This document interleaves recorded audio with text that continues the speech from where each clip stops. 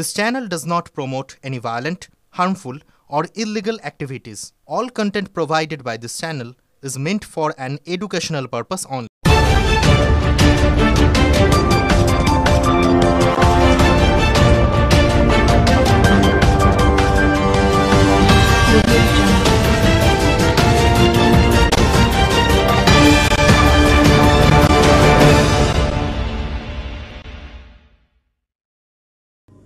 Helmet ছাড়া শহর তৃণমূল যুব কংগ্রেসের বাইক মিছিল চুঁচুড়ায়। প্রসঙ্গত, আজ বিজেপি শাসিত বিভিন্ন রাজ্যে বাংলা ও বাঙালিদের হেনস্থার প্রতিবাদে বাইক মিছিল অনুষ্ঠিত হয় হুগলি চুঁচুড়া পৌরসভার ৩০ নম্বর ওয়ার্ড রাজরাজেশ্বরীতলা থেকে।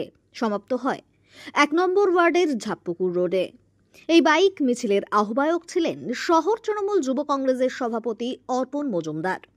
পাশাপাশি উপস্থিত ছিলেন চুঁচুড়ার তৃণমূল বিধায়ক অসিত মজুমদার। যদিও ওই দিন বাইক মিছিলে বিধায়ক ছাড়া কারোর মাথাতেই হেলমেট দেখা যায়নি। এ বিষয়ে বিধায়ককে প্রশ্ন করা হলে তিনি বলেন, রাস্তায় যেতে যেতে সবাই হেলমেট পরে নেবে। সরকার আমাদের, তাই সরকারের যা নিয়ম আছে আমরা তা মেনে চলি।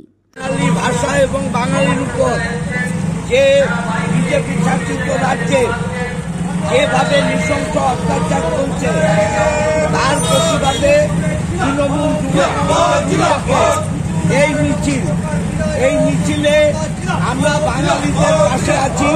মমতা ব্যানার্জি, অভিষেক ব্যানার্জি যে নির্দেশ দেবে সেই নির্দেশকে সামনে রেখে আমরা বিজেপি শাসিত রাজ্যগুলোতে বাঙালিদের উপর যে নির্যাতন হচ্ছে তার বিরুদ্ধে আমরা পথে নেমেছি। দাদা, আজকের এই বাইক র্যালিতে আপনার মাথায় হেলমেট দেখা গেল, কিন্তু কর্মীদের মাথায় হেলমেট দেখা গেল না। সব হবে, সবাই পড়বে, চলতে চলতে সবাই পড়ে যাবে। এটা কি ট্রাফিক নিয়ম কি ভাঙা হচ্ছে না? না, ট্রাফিক নিয়ম আমরা লঙ্ঘন করি না। সরকার আমাদের, আমরা আমাদের সরকারের যা আইন এবং কানুন আছে মেনে চলি। যদিও এই একই প্রসঙ্গে শহর তৃণমূল যুব কংগ্রেসের সভাপতি অর্পণ মজুমদারের বক্তব্য, আমরা দলের সঙ্গে যোগাযোগ করে ব্যবস্থা করছি। সরকারেরই নিয়ম যে হেলমেট পরে বাইক চালাতে হবে, কিন্তু এখানে দেখা গেল কারোর মাথায় হেলমেট নেই। সেটা আমরা দেখছি, আমরা দলের সাথে কথা বলছি, যদি কিছু করা যায় তারা।